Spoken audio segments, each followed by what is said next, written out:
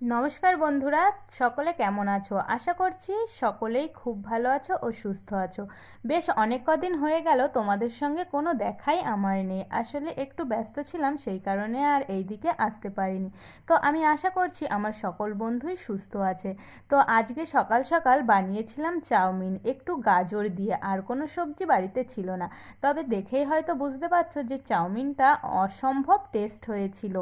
হ্যাঁ, সত্যিই তাই, খেতে ভীষণ ভীষণ টেস্ট হয়েছিল। এটা ছিল সকালের খাবার আজ সকালে। আর অন্যান্য কিছু আর কি খাইনি, অন্যান্য কিছু বলতে ভাত। তো গতদিনের বেঁচে যাওয়া একটু চিকেন ছিল, সেটাকে গরম করে নিয়েছি। আর এই দিকে আমি বানিয়েছি চাউমিন। এটাই হলো আজকে সকালের আমার ব্রেকফাস্ট। তো এরকম ব্রেকফাস্ট হলে আমার বেশ ভালোই লাগে, তবে এটা খাওয়া তো প্রতিদিন ভালো না বা উচিতও না, ময়দার জিনিস বেশি খাওয়া। সেই কারণে আর খাওয়া হয় না। ওই দেখো, ওইদিকে আবার আমাদের ইয়াশবাবু, সে আবার বেশ চা পাগল ছেলে হয়েছে। এমনভাবে খাচ্ছে যেন পুরো প্রফেশনালি চাটা ওর খেতেই হবে। তো দেখুন, বিস্কুটটাকে ডোবাতে ডোবাতে ওর মধ্যে ছেড়ে দিয়েছে। আর সকলেই আর কি চা খাচ্ছিল, সেই কারণে ও খেতে একটু একটু বায়না করছিল, সেই কারণেই দেওয়া। তবে টোস্টটা ওর ভেতরে দিতেই একেবারে নেতিয়ে গেছে। কি আর করা, ওইভাবেই ও খাচ্ছে।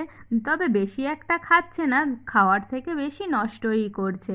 তো এই যে আবার আর কি ডুবিয়ে দিল। আর ছেলেটা একদমই কিছুই খেতে চায় না, একেবারে মায়ের হাতের ছাড়া অন্য কারোর হাতের থেকে একটু খাবারও নেয় না। তার মধ্যে আবার একটুখানি মিচকি হাসি দিয়ে দিল তোমাদের সকলকে। ওর হাসিটা কেমন লাগলো সেটা কিন্তু অবশ্যই জানিও তোমরা। এইদিকে দেখো আবার এই যে বিল্লি রানী, তো ইনি আবার এমনভাবে সকালের খাওয়া দাওয়ার পরে রেস্ট নিচ্ছে যে সেটা তোমাদের সকলের সঙ্গে আর কি শেয়ার করলাম।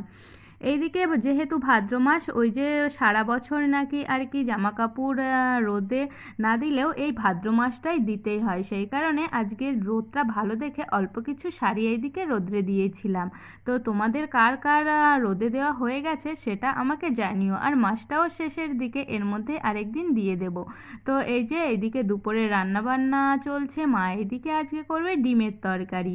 আর এই যে দেখুন আমার বড় মা, সে আবার এই যে এগুলোকে তো আমরা পিপুল শাক বলি, তোমরা কে কি বলো অবশ্যই জানিও। তো সেটাই বাচ্ছে। আর সব কিছু মিলিয়ে আজকের এইভাবেই ব্লগটা আমি সাজিয়েছিলাম। তোমাদের কেমন লাগলো সেটা অবশ্যই জানিও। ওই যে দেখুন আকাশের চাঁদ, এত সুন্দর লাগছে জ্যোৎস্নার দিনে।